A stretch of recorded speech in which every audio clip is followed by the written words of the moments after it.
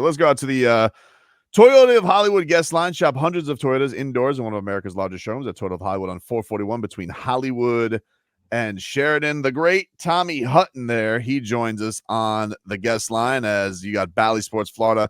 They begin their coverage of this Marlins season. You will be your home for Marlins baseball all year.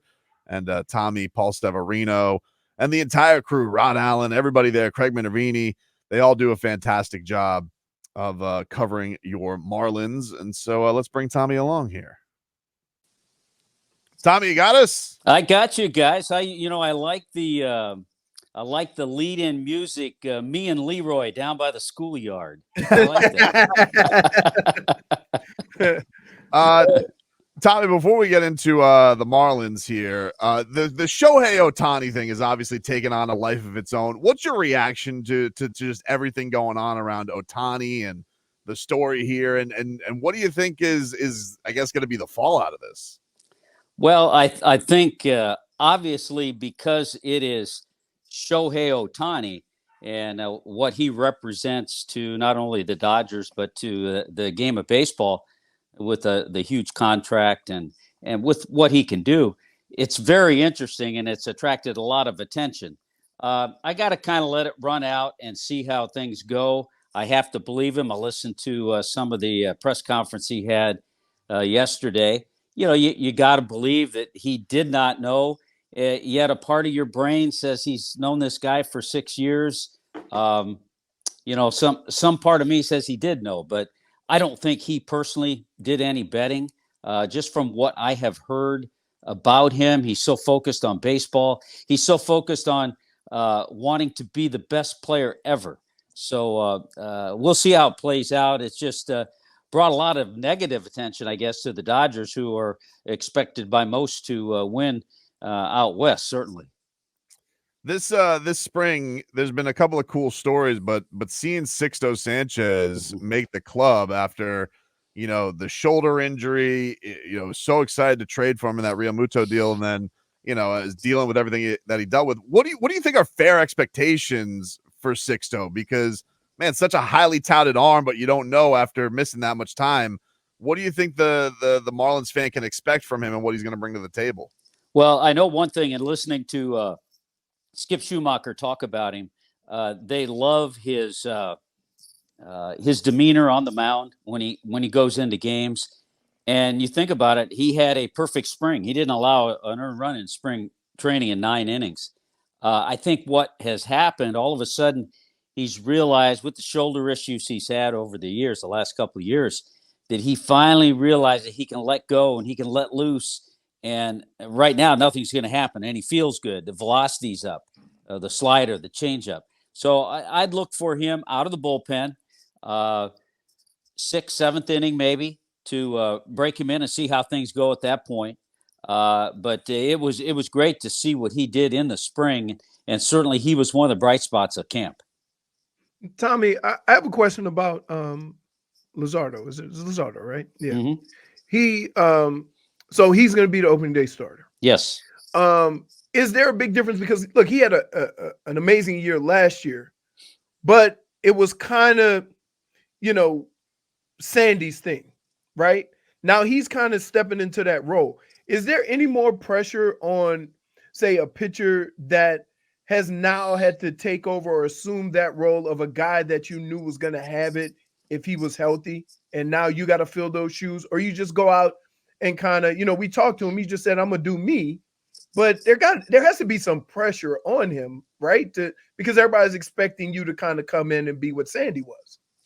Yeah, I think we all know in a perfect world, if Sandy Alcantara was healthy, he'd be starting opening day. I believe he had four straight of those. If you're Jesus Luzardo, you have to just say, okay, this is a start. It is special because it's opening day. Mm-hmm. It's in the ballpark of a team that he rooted for as a kid. So he's going to have to try to put that aside and throw the ball the way he did last year. You mentioned his record, ERA around 3.5. He had over 30 starts. He was extremely solid. His spring training was okay, but that's, you don't look too much at that. And you just hope he approaches it as a start against the Pittsburgh Pirates. The other thing about starting opening day is that a lot of times, because of the way the schedule goes, you get matched up all the time with Against the their other ace. team's ace Right. as well. Mhm. So it makes it tough. Doesn't always happen that way because of off days, but a lot of times you do get stuck with that other team's ace. How frustrating do you think the spring was for Skip because of all these nagging injuries that hit what people thought was going to be the projected rotation, like with Yuri and Braxton dealing with what they're dealing with, and Cabrera, and you have to just kind of make this pivot. Do you think that maybe it's an easier thing to deal with because it is the start of the year, or does it make it tougher because, like, usually in spring you're expecting your plans to kind of play out normally and injuries will come along during the year? So how tough a challenge do you think this is for Skip, that he's got to immediately go to, all right, we thought this was going to be the rotation, now we're going in a different place? Yeah, what are they? What's the great quote? Best laid plans. Didn't always work out, doesn't always work out, but that's why you have to try to have some depth. And we've talked over the years, last couple especially, of the depth the Marlins have in starting pitching. So at least with those guys out, the ones you mentioned, Yuri and Cabrera, I believe Braxton Garrett will be back before those two. He's starting to throw some bullpens and throw some BP. So I think he probably would be back first of those three. But it makes you feel good that in watching AJ Puck, who has transferred from a bullpen role to a starter, watching him in the spring, he was tremendous. Ryan Weathers had an outstanding spring, and to see him pitch, and then Trevor Rogers as well, threw the ball well and threw the ball healthy. That's good. And the other thing I was happy to see, Skip Schumacher and the organization announced Max Meyer would be the fifth starter of the year. So he's had a little taste of the big leagues, but of course coming off Tommy John surgery. But again, he's got that same stuff inside of him that Sixto Sanchez has, and the organization likes that. Tommy, this team, if at the end of the year, we're going to say this team won because of their pitching, correct? It's not going to be because they're going to be able to outscore, even though they do have some pop, they're going to rely more on their pitching, and that pitching staff is going to carry this team. Is that an accurate assessment? I could go there, or I could go this team won because Jazz Chisholm Jr. stayed healthy for 150 games. How about that? I know. It happened his first year. That's it. Yeah, I'm not going to put it all on Jazz either. Yeah, but it would be nice to see him healthy for a good amount, 140 games, whatever. But you're right. If the pitching, if the guys that are in the rotation right now hang in there and throw the ball well, then it's almost like you have reserves coming in who actually have more credibility than the guys that are starting the season. So right. if you could do that and then bring in an Edward Cabrera, you don't have to rush the guys that have injuries, and you don't have to rush a Yuri Perez. You don't have to rush a Braxton Garrett. So that's what you like to see. But then the good news is when those guys come back, you've got a really solid pitching staff. What'd you make of Jazz's comments last week, Tommy, where he, seems to like the clubhouse dynamic a lot more now than when he was the young guy, and some of the veterans he felt, I guess, picked on or didn't like the dynamic there? Do you think there's something to that Jazz is in a happier place just because of the people that are in the clubhouse? He probably is. For me, an old school guy, not crazy about a lot of his comments and throwing former teammates under the bus.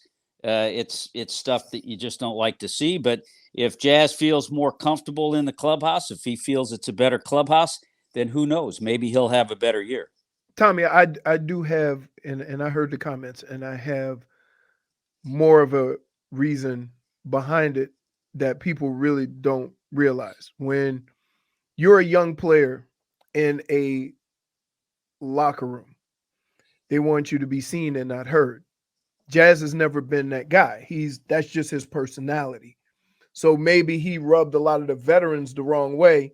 Now that these young guys are coming into the locker room, they almost look up to him so that he doesn't have that same type, of interaction with other players on the team. And so that's why I think it has nothing to do with Jazz. It has nothing to do with the other players. It's just that young player going in locker room.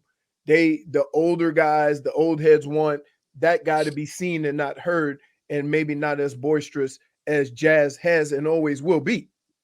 Yeah, I agree. It's a total generational thing because there are fewer guys that are seen and not heard in today's game, and that's just the way it is. And as I said, it's a generational thing. I can recall the first time I was called up to the Dodgers, and I sat there and didn't say a peep because I didn't want to, because that's the way I was taught, and that's the way it was back then.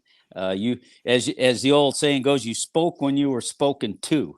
Yep. And it's different now.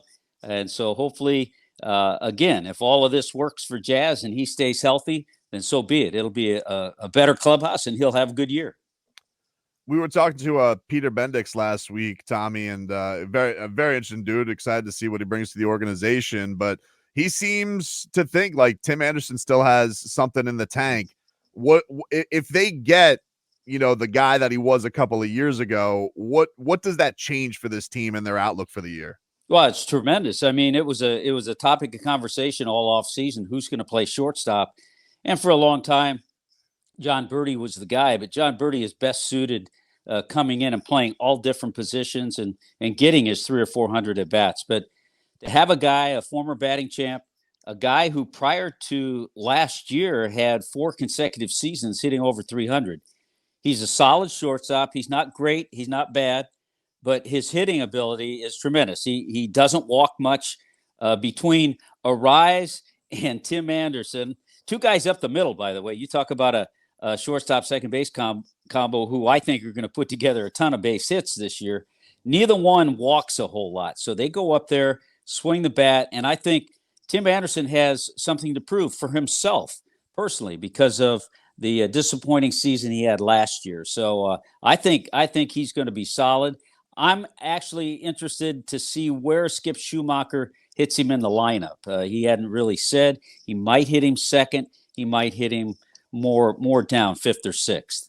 Is that like that?